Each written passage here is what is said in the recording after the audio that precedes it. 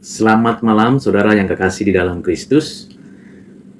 Kita melanjutkan kembali pembacaan dan pembelajaran kita dari kitab Mazmur nomor 17 ayat 13 sampai dengan ayat 15. Sebelum kita membaca dan merenungkan firman Tuhan ini, mari kita terlebih dahulu bersama berdoa. Bapa, kami mau baca, mendengar dan merenungkan firman. Kiranya Engkau menolong kami untuk mengerti, untuk kami menikmati di malam ini kebenaran-Mu, supaya hati pikiran kami diisi oleh firman. Dalam Kristus kami berdoa. Amin. Firman Tuhan dari Mazmur nomor 17 ayat 13 sampai 15. Bangunlah Tuhan, hadapilah mereka, rebahkanlah mereka, luputkanlah aku dengan pedang-Mu daripada orang fasik. Luputkanlah aku, ya Tuhan, dengan tangan-Mu dari orang-orang dunia ini yang bagiannya adalah dalam hidup ini. Biarlah perut mereka dikenyangkan dengan apa yang Engkau simpan, sehingga anak-anak mereka menjadi puas, dan sisanya mereka tinggalkan untuk bayi-bayi mereka. Tetapi aku dalam kebenaran akan kupandang wajah-Mu, dan pada waktu bangun aku akan menjadi puas dengan rupa-Mu. Demikian firman Tuhan. Yang berbahagia ialah saudara dan saya yang menyimpan firman ini, mengerti pengajaran dari Tuhan, dan mendapatkan manfaatnya untuk kehidupan sekarang dan nanti. Seperti kita ketahui di dalam seluruh pengajaran Alkitab, bahwa setiap orang diminta untuk mengasihi sesama manusia, sehingga tidak ada keinginan untuk sesama manusia ingin menguasai, menaklukkan, mendominasi, bahkan tidak diperkenan berperang. Tetapi kenyataannya ada masa, kondisi, situasi di mana mau tidak mau, suka tidak suka, seseorang yang percaya kepada Tuhan terlibat di dalam peperangan. Terlibat karena ingin mempertahankan satu kondisi, situasi yang memang harus dipertahankan. Misalnya bagaimana Abraham menggerakkan 300 orang-orang perkasanya untuk membebaskan keponakannya Lot. Demikian juga seperti yang diperintahkan Tuhan untuk bangsa Israel ketika masuk ke tanah Kanaan, untuk mendudukinya diperlukan peperangan. Tetapi selanjutnya orang-orang percaya seharusnya tidak boleh terlibat di dalam peperangan. Seperti kita ketahui, seperti yang dituliskan dalam 4 Injil, surat-surat Paulus, surat-surat umum yang lainnya, bahwa Kristus, para rasul, murid-muridnya ketika memberitakan Injil Kerajaan Surga tidak menggunakan cara peperangan. Tentu ini menjadi hal yang khusus dan unik. Memang dari semula Tuhan tidak mengendaki ada orang percaya yang sengaja berperang, mengambil alih suatu wilayah kekuasaan hanya untuk kepentingan diri sendiri atau untuk kegagahan dan hawa nafsunya. Tuhan mengendaki setiap orang percaya untuk menjadi berkat bagi banyak orang, terang dan garam dimanapun berada, sehingga bermanfaat. Dengan demikian, kita meniru dan mengimitasi apa yang dikerjakan oleh Tuhan Yesus, para rasulnya, dan murid-muridnya sepanjang zaman. Dan banyak memang yang terjebak di dalam sistem politik dan keinginan daging, sehingga kekristenannya menjadi tameng, dan akibatnya kehidupan yang sesungguhnya Tuhan kehendaki tidak terjadi. Maka terjadi peperangan. Nah, hal ini tidak diperbolehkan. Seharusnya tidak boleh orang Kristen menyatakan kebenaran, kasih, keadilan, dan kesucian dengan peperangan. Kalaupun ada, itu bukan karena kehendak Tuhan, tapi karena memang kondisi situasi kemanusiaan yang sudah salah arah, salah struktur, dan tentunya bagi kepentingan diri sendiri. Dampaknya memang kalau ada peperangan, ada kekacauan, bukan hanya pada pelaku peperangan itu, tetapi juga pada kondisi, situasi, lingkungan, dan kehidupan di sekitarnya. Karena itu, saudara, saya sebagai orang Kristen sangat tidak menyukai peperangan. Sangat menentang terjadinya peperangan dengan alasan apapun, termasuk alasan mempertahankan sesuatu yang seharusnya bisa dibagi bersama. Karena bumi ini tempat manusia bersama-sama hidup, bukan milik segelintir orang atau sekelompok orang saja. Dunia ini, bumi ini milik Tuhan yang sama-sama tiap orang boleh hidup dan menikmati kehidupan. Nah, bagaimana koneksivitasnya, relasinya dengan Mazmur nomor 17 ayat 13-15. Di sini kembali kita merenungkan doa dari Daud yang mengungkapkan perasaan di hadapan Tuhan.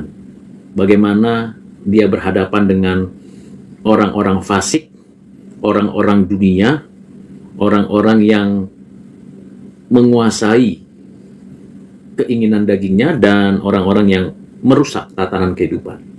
Jadi Daud ingin mengatakan kepada kita bahwa peperangan itu harusnya dari pihak Tuhan, bukan kita yang memulai. Kalaupun andai kata kita mengalami suatu situasi dan kondisi yang membuat kita tersiksa, teraniaya, berada di dalam ketidaknyamanan, ketidaktenangan, ketidakbaikan karena orang-orang fasik, orang-orang dunia, orang-orang yang jahat dan rakus itu, kita tetap menyerahkan secara total penghakiman dan penghukuman dari Tuhan. Seperti yang dikatakan Raja Daud ini, Tuhan bangunlah, Tuhan hadapi mereka. Artinya di sini Daud bukan menyuruh Tuhan seperti seorang yang menyuruh anak buahnya. Di sini Daud dalam keadaan yang sangat-sangat tidak pantas. Tentunya sebagai ciptaan, walaupun dia raja, dia harus sadar bahwa dia tidak bisa memerintah dan meminta Tuhan untuk menjadi pembalas dendam keinginannya. Tetapi yang disampaikan di sini, Daud ingin menyatakan bahwa semua keadilan, penghakiman, penghukuman itu haruslah diperserahkan kepada Tuhan. Walaupun dia punya otoritas, kekuatan, dan kuasa untuk melawan kejahatan, melawan orang-orang dunia, orang-orang yang jahat, tetapi tetap Daud ingin meminta, Tuhan, biarlah Engkau yang menghadapi mereka, bukan saya. Jadi kalau kita berhadapan dengan situasi dan kondisi tertekan, ditekan, dipaksa, dianiaya, terimpit, tidak berdaya, seperti Raja Daud ini, berdoa, Tuhan, kepadamu kuserahkan, nyatakan keadilanmu, nyatakan pengadilan dan penghakimanmu, dan biarlah turun murkamu, hadapi mereka yang melakukan itu. Bahkan Daud mengatakan, rebahkanlah mereka dan singkirkan mereka. Bahkan biarlah mereka betul-betul berada di dalam kondisi terhukum oleh Tuhan. Nah, situasi seperti ini bukan kita berdoa untuk dendam, untuk kebencian. Kalaupun ada nuansa sepertinya Daud ingin melampiaskan dendam atau kebenciannya terhadap orang-orang jahat di sekitarnya, tetapi kalau kita lihat dari perspektif kehidupan spiritual Daud, di sini ia ingin mengatakan bahwa dirinya bukan dendam, bukan benci, tetapi ini semata-mata untuk menunjukkan keadilan Tuhan, bahwa Tuhan sendiri pada dirinya sangat membenci orang-orang yang melakukan kejahatan dan akan menghukum orang-orang jahat. Kecuali karena kasih karunia-Nya, orang-orang jahat itu bertobat, menyesali dosanya, dan melakukan yang baik, yang benar, yang suci. Jadi sekali lagi, kalau kita berdoa meminta keadilan, bukan dengan motif kebencian, bukan dengan motif kemarahan, kedagingan, tetapi dengan satu motif untuk meminta keadilan dari Tuhan. Masakan Tuhan, hakim yang adil, membiarkan ketidakadilan terjadi pada diri hamba-hambanya, dan tentunya dengan motif itu diharapkan di balik itu orang-orang yang melakukan kejahatan mau menyadari dirinya oleh karena kasih karunia dan bertobat dan menyesali kejahatannya dan menjalankan kehidupan yang benar, yang baik. Nah, ini hal-hal penting yang perlu untuk direnungkan pada bagian ini. Yang berikutnya adalah, kalau begitu, apa sikap dan tindakan Daud setelah berdoa menyerahkan keadilan, penghakiman, dan penghukuman kepada Tuhan yang berkuasa, yang berdaulat itu, yang mutlak itu keputusannya. Maka Daud dalam doanya menutup satu pemahaman yang mendasar untuk kita juga refleksikan dalam hidup kita. Tetapi aku, kata Daud dalam doanya, dalam kebenaran akan kupandang wajahmu. Jadi tetap di dalam kebenaran. Kalau doa, permohonan, permintaan kita dengan sikap tetap ada di dalam kebenaran. Dan di dalam kebenaran yang memerdekakan kita dari segala perbudakan dosa, dari segala keinginan daging, dari segala keangkuhan hidup, dari segala keinginan mata. Kita mau hidup di dalam kebenaran. Firman-Mu adalah kebenaran. Dan firman Tuhan itulah yang kita jadikan tolok ukur sebagai sikap dan pandangan kita terhadap situasi yang membuat kita diperlakukan tidak adil. Jadi ini hal paling penting. Kalau kita secara personal dihadapkan dengan situasi begitu, tidak diperlakukan adil, teraniaya, dan mengalami kesulitan dalam hidup, selain kita berdoa kepada Tuhan, memohon keadilan, kita sendiri pun bersikap melakukan yang benar. Jadi jangan lagi kita membalas kejahatan dengan kejahatan, tetapi balaslah kejahatan dengan kebaikan. Karena di dalam kebaikan itu terkandung kekuatan kebenaran yang datangnya dari Tuhan. Sehingga kita memiliki damai sejahtera.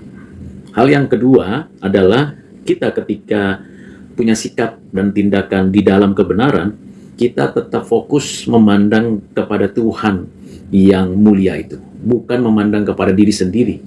Kalau memandang kepada diri sendiri, merasa yang benar dan yang menentukan kebenaran adalah saya. Tetapi karena kita bersikap dan bertindak di dalam kebenaran, memandang kepada Tuhan, maka seluruhnya diorientasikan, diarahkan hanya kepada Tuhan saja. Otoritas itu ada pada Tuhan. Pandanglah kepada Tuhan yang setia menjaga kita, sekalipun kesulitan terjadi. Dan pada waktu bangun aku akan menjadi puas dengan rupamu. Artinya di sini Raja Daud sedang mengumpamakan bahwa saya mau menikmati istirahat. Peperangan ada di dalam tangan Tuhan. Keadilan dan penghakiman, penghukuman itu di pihak Tuhan. Saya mau istirahat di dalam Tuhan. Saya mau menikmati kebenaran dengan memandang wajah-Mu. Dan ketika saya bangun besok pagi dengan penuh sungguhan, maka saya akan lihat bahwa saya akan merasakan kepuasan di dalam Tuhan. Kepuasan karena waktu bangun dengan satu pengharapan yang baik, bahwa Tuhan akan memberikan jawaban, jalan keluar, bahkan daya tahan menghadapi perjalanan hidup. Di sini dikatakan, waktu bangun aku akan menjadi puas dengan rupamu. Jadi penutupan dalam doanya Daud ini adalah penutupan yang indah sekali. Karena Daud mengatakan bahwa kalau bangun, jadi setelah rehat dan menyerahkan semua kepada Tuhan, aku akan puas, akan mengalami kenikmatan di dalam Tuhan. Seperti yang sudah kita ketahui, tujuan hidup manusia ialah memuliakan Tuhan dan menikmatinya. Dan kepuasan itu sebagai ekspresi menikmati Tuhan. Mengapa kita bisa menikmati Tuhan? Karena Tuhan yang menjaga, melindungi, menopang, menguatkan, meneguhkan iman kita. Bukan karena kuat gagah kita. Kiranya kita semakin puas hidup bersama Tuhan, di dalam Tuhan, dan dipimpin Tuhan. Dengan terus-menerus memandang kepada Kristus yang telah menebus kita yang berdosa. Dan tentu kita tahu jatuh bangunnya diri kita sering mengalami kekurangan, kegagalan, kelemahan, tetapi kalau kita terus memandang kepada Tuhan, kepada Dia yang duduk di sebelah kanan Allah Bapa, yang selalu setia mendoakan kita, yang selalu memberikan perhatian kepada kita, dan oleh Roh Kudus kita diingatkan untuk sungguh berpusat kepada Kristus. Kita bersyukur karena di dalam segala kelemahan kita, kita didoakan oleh Imam Besar Agung kita, yaitu Yesus Kristus Tuhan, Juru Selamat dan Penebus. Kita tidak mendoakan penebus, pengantara, nabi, atau yang lain. Kita didoakan. Bahkan Roh Kudus membuat kita kuat dan menopang. Nah, ini kepuasan di dalam Tuhan, di dalam Sang kebenaran itu. Kiranya saya dan saudara pada malam ini boleh semakin dipuaskan hidup bersama Tuhan, di dalam Tuhan, dan semua hal-hal yang mungkin membuat saya dan saudara gelisah, cemas, tidak karu-karuan hati dan pikiran, berserahlah kepada Tuhan, minta kekuatan dari Tuhan, dan nikmatilah istirahat sehingga besok pagi bangun dengan kepuasan karena kasih karunia, demi kasih karunia dilimpahkannya kepada kita. Mari saudara kita menutup renungan malam ini dengan kita berdoa sekali lagi. Bapa, terima kasih untuk malam ini. Kami bersyukur untuk firman Tuhan yang meneguhkan kami bahwa penghakiman, penghukuman, dan keadilan biarlah Tuhan yang menyatakannya. Kalaupun ada teman, saudara, keluarga, atau diri kami yang mengalami kesulitan, pergumulan, intimidasi, atau sesuatu yang berat, beban, biarlah Tuhan yang mengangkat kami dan menguatkan, meneguhkan, dan membuat kami tetap bersandar kepada Tuhan. Agar kami tetap memandang kepada Tuhan yang benar, dan besok pagi kami bangun dengan kepuasan yang datangnya dari Tuhan. Terima kasih Bapa, dalam Kristus kami berdoa. Amin.